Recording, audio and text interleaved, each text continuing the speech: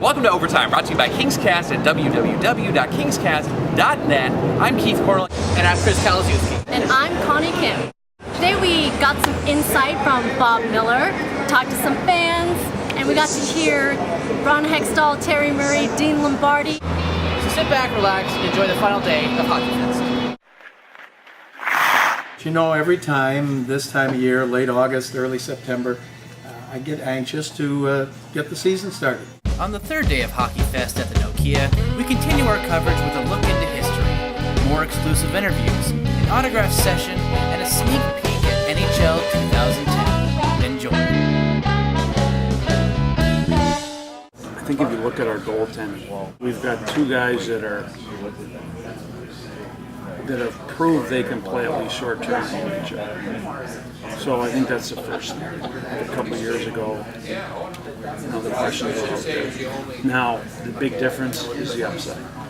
I mean, when you look at Jonathan Quick, he's got the potential to be a top guy in the league.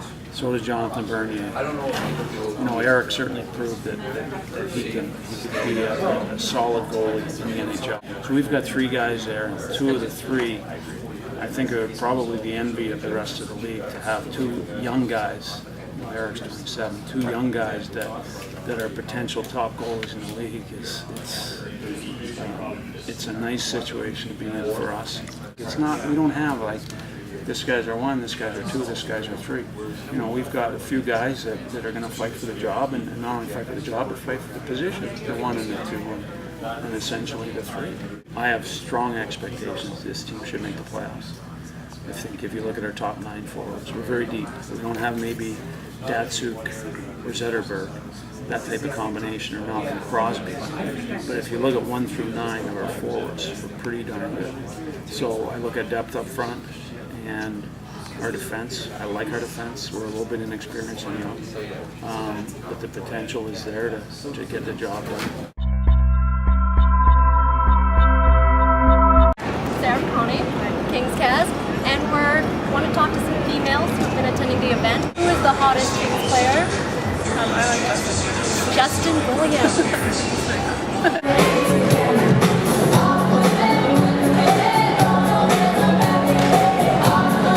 What has been your favorite event so far this weekend? Well, I love all the player signings. A lot of them were really great, really friendly. Kelly Rudy was awesome. Got to meet him. The Triple Crown line and all that. Got to see a couple of the talks. Standing in line was a little bit, tedious, but other than that, it was awesome. Who is the hottest Kings player this season? Ooh, okay. Now, Stoll by far is the hottest player this season. He's got those eyes. He's got great hair, and he is one of the friendliest people that I've ever met, just as a person.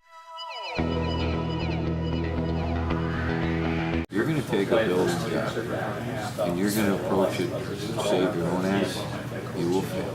And I can cite about 4 or 5 teams out there right now where general managers approach things like that. Well, I got to do this to protect my ass. Never get out of the starting block, and they're a disaster. So it's almost like, if you want to join the mafia, it's got some occupational hazards. If you're going to be a GM, you know what? You might have to, you've got to do the right thing, and unfortunately, you might get your head chopped off. Yes, but make sure that when we use all our resources, whether it's draft picks or anything else, and cap space, that it's the one that puts us over the top. And we're still in position. We're still $10 million under the cap now. We're a better team. We're in a position to keep our young players in. The right guy's there, we'll go get him. But I'm not going to go grab Danny Heatley because he's going to make us 10 points better. Like last year, even though I could see some things coming together, it's hard for players to trust each other without knowing each other. So you had guys like Simmons and Muller and Dowdy and Quick coming here, all unproven. You trade for a Stoll and Green, he doesn't know Kopitar or Brown. There's still that element of guys getting to trust each other. Like Brownie said it, there Friday night. It's the first time he's come back where I feel we already have a core together and we're going to trust these guys. If you don't make the playoffs this year, this would be a major disaster. I wouldn't say it's a major disaster, a major disappointment, but we're not tapped out. I think when it's a disaster is when you're tapped out. Because you have got no upside left. Your payroll's tied up, you're old. To me, that's when you're in a disaster.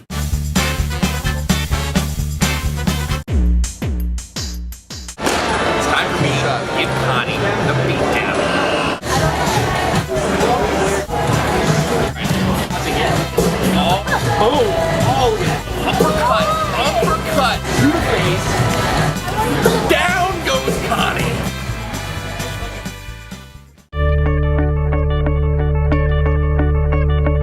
Ryan Smith is going to have a big impact in our hockey club. He's the #1 line left winger. He's going to play starting in training camp with Kopitar and Williams on the right side. And we really like the way he plays the game. He goes to the net, he scores goals, and he's going to set an example for our young guys. And Rob Scuderi just won the Stanley Cup.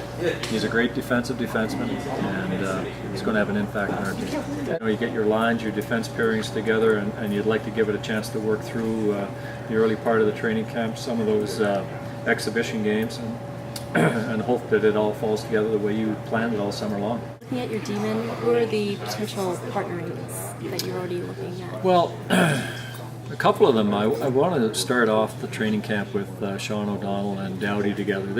They played together last year a lot. Sean O'Donnell really had an impact on Dowdy's performance, I felt, whenever we acquired him from Anaheim. And I want to give that the opportunity to continue on being as successful. And with Scuderi coming in, you know, he's a left shot defenseman, but he played the right side most of the time in Pittsburgh.